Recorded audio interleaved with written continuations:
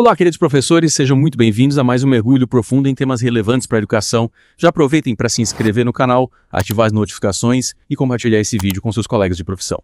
Hoje, vamos nos aprofundar no ensaio Formação Docente para uma Educação Inclusiva e Universal, de Jesuel Arruda, que nos convida a refletir sobre a importância da formação docente para a construção de uma educação verdadeiramente inclusiva no Brasil. E aí, pessoal?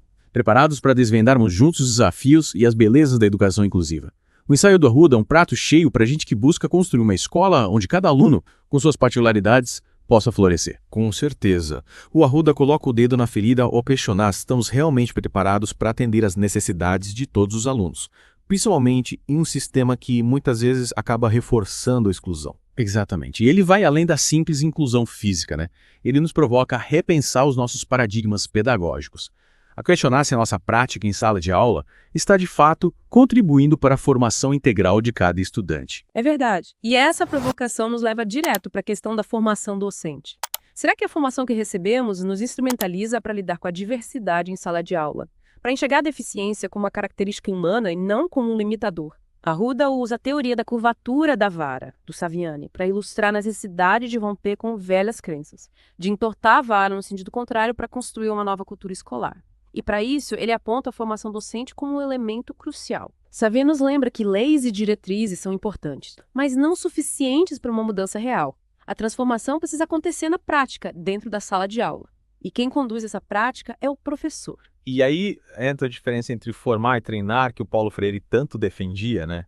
Não basta só o professor ter o domínio das técnicas, ele precisa ter a capacidade de pensar criticamente, de se sensibilizar com as diferentes realidades dos seus alunos e de construir relações mais justas e igualitárias dentro da escola. Exatamente. E é por isso que a formação continuada, a troca de experiências entre os professores, a construção coletiva de soluções para os desafios da inclusão é tão importante. É nesse espaço que a gente se fortalece, aprende com o outro e encontra caminhos para construir uma escola onde todos se sintam acolhidos e respeitados. E você, professor, que está nos acompanhando, já parou para pensar como a sua formação tem impactado a sua prática em sala de aula? Como você tem lidado com os desafios da inclusão? Compartilhe suas experiências com a gente nos comentários. Afinal, essa conversa é para a gente trocar figurinhas, aprender juntos e construir uma educação mais justa e inclusiva para todos. Lembre-se de se inscrever no canal, ativar as notificações para não perder os próximos vídeos e compartilhar esse conteúdo com seus colegas. Seguimos juntos nessa jornada. Na próxima parte do nosso mergulho, vamos explorar mais a fundo os desafios e as possibilidades da educação inclusiva na prática, dentro da sala de aula. Até lá! E aí, voltando ao nosso mergulho profundo na educação inclusiva. No ensaio do Arruda, ele destaca algo que me chamou muita atenção. A gente precisa reconhecer nossas próprias deficiências, ou seja, as áreas onde a gente ainda tem dificuldades, porque no fundo todos nós estamos em constante aprendizado, né? Sem dúvida. A humildade para reconhecer que não sabemos tudo, que estamos sempre aprendendo, é fundamental para quem escolheu a desafiadora, porém gratificante, profissão de ensinar. Afinal, lidar com a diversidade em sala de aula exige flexibilidade, criatividade e, acima de tudo, respeito pelas individualidades de cada aluno.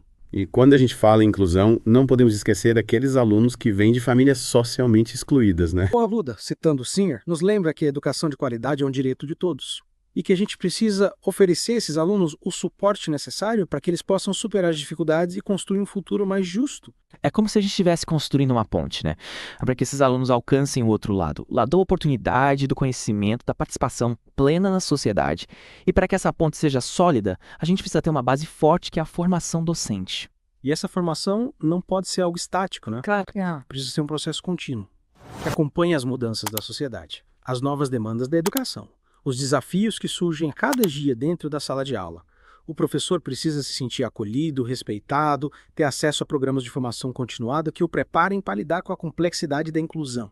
Imagina só um médico que para de estudar depois de se formar. Impossível, né? Com a educação é a mesma coisa. O professor precisa estar sempre se atualizando, buscando novos conhecimentos, aprimorando suas práticas pedagógicas, para poder oferecer o melhor para seus alunos. Falando em aprimoramento, o Arruda traz uma provocação interessante sobre a diferença entre inserção e inclusão. A inserção seria apenas colocar o aluno com deficiência dentro da sala de aula, sem garantir que ele realmente participe, interaja, aprenda. Já a inclusão exige uma mudança de mentalidade, uma transformação da cultura escolar para que esse aluno se sinta realmente parte da comunidade. É a diferença entre estar presente e pertencer, né? A inclusão verdadeira exige que a gente vá além do discurso e da boa vontade. Exige ações concretas, planejamento, investimento e principalmente participação de toda a comunidade escolar. Professores, alunos, pais, gestores. E você, que está nos acompanhando nesse mergulho, como tem percebido a inclusão na sua escola?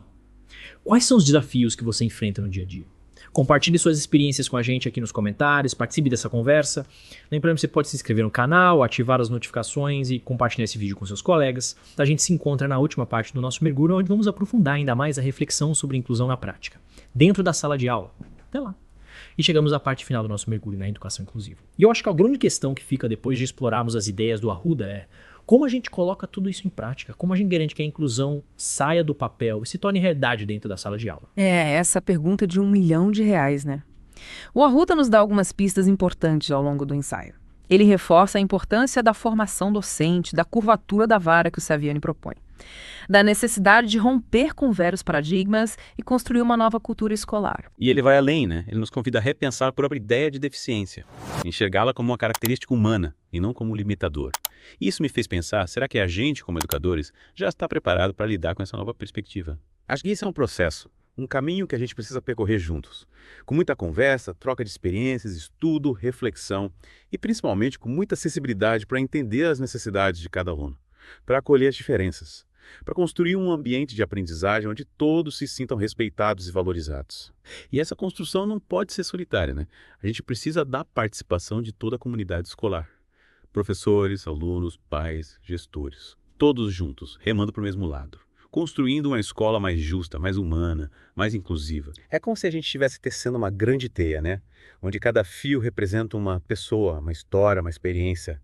E quanto mais fios a gente tiver, mais forte e mais bonita essa teia vai ficar. Que imagem linda! E acho que essa é a mensagem que a gente quer deixar para você, professor, que nos acompanha nesse mergulho. A inclusão é um desafio, mas também é uma oportunidade de crescimento, de aprendizado, de transformação. E a gente só consegue construir uma escola verdadeiramente inclusiva se a gente estiver junto, compartilhando nossas experiências, aprendendo uns com os outros e tecendo essa teia de respeito, acolhimento e amor pela educação. É isso. Para a gente continuar tecendo essa teia, convidamos você a se inscrever no nosso canal, ativar as notificações para não perder os próximos vídeos e compartilhar esse conteúdo com seus colegas.